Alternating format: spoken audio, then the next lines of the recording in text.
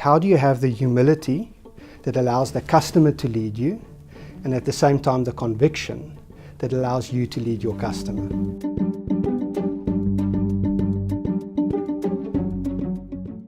TYME is an acronym, Take Your Money Everywhere. What we do in our business is we design, we build and we operate branchless banks. You can refer to it as digital banks. I hear that you're fond of this terminology, inside out institutions versus outside in institutions. Could you explain what the difference is? When we do user-centric design, our job is actually to hold a paradox very closely. And the paradox is this, is that on the one hand, we need to be very deeply respectful of our customers. We need to understand our customer has more wisdom than we have.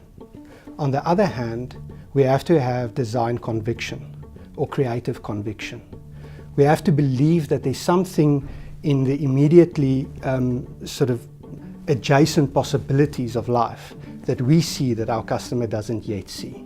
What's an example of that, of listening deeply to your customers and getting some of that outside-in input? So when the customer opens their account, the first thing we do is we ask them for their South African identity number. And we had at that very point in the process about a 32% customer dropout. So right there the customers go, okay, I'm not going any further. And I held onto the dogma as few clicks as possible. The team convinced me to listen to our customers who said they're afraid to put their number in, and added only one screen where we explained to the customer that in order to open an account for them, we need their ID number. We've reduced that drop-off point from 32% to less than 10%. And what is one thing that you do as a leader that you think makes a big difference in terms of fostering that focus on the customer at TYME? I think the most important thing that leaders have to do is to spend time with their field staff, with their call center agents, and with their customers. So one of the things we do is to actually go and sit with the cashier and see them do transactions. And that's when you pick up on the little things that you've missed.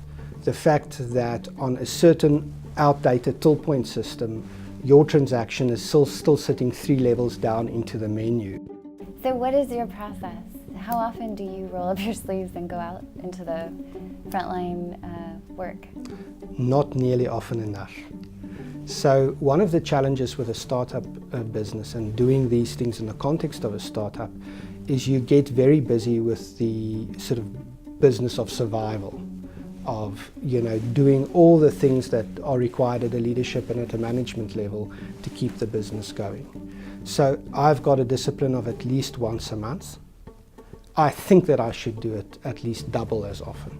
How would you describe what makes a institution customer-centric? For me, the heart of customer centricity is compassion.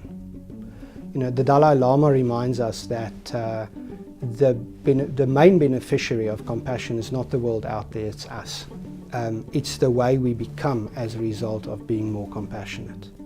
And so for me, a customer-centric organization is one that does not only talk the process of customer centricity and agile design and all these words, but where you can see when you speak to people, and I'm talking about every person from the receptionist to the CEO, a true passion for their customer and a true compassion for the life that their customer leads.